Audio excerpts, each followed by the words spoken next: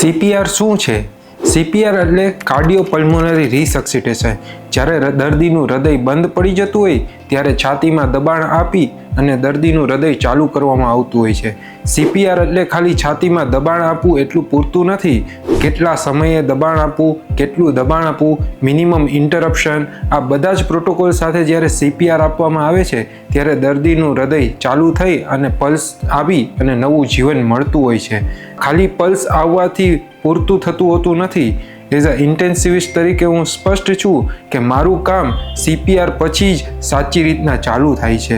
નમસ્તે, મારું નામ ડૉક્ટર રાહુલ માણેક છે. હું કેજે મલ્ટી સ્પેશિયાલિટી હોસ્પિટલ જુનાગઢ ખાતે ક્રિટિકલ કેર સ્પેશિયાલિસ્ટ તરીકે ફરજ બજાવું છું. ક્રિટિકલ કેર સ્પેશિયાલિસ્ટની ટ્રેનિંગમાં અમને મહત્તમ ગુણવત્તા સાથે સીપીઆર આપવાની સ્પેશિયલ ટ્રેનિંગ મળેલી હોય છે. આના પરિણામરૂપ સીપીઆર દરમિયાન હાઈ ક્વોલિટી સીપીઆર મળતા દર્દીને જે મહત્વનું હોય છે એ મગજમાં લોહી પહોંચતા જ્યારે પલ્સ પાછી આવી હૃદયને નવું જીવન મળતા દર્દીને કોમામાંથી અટકાવી શકાય છે. સીપીઆર દરમિયાન દર્દીનું નામ, જાત કે કોઈ બી પ્રકારની ઉંમર મહત્વની નથી હોતી.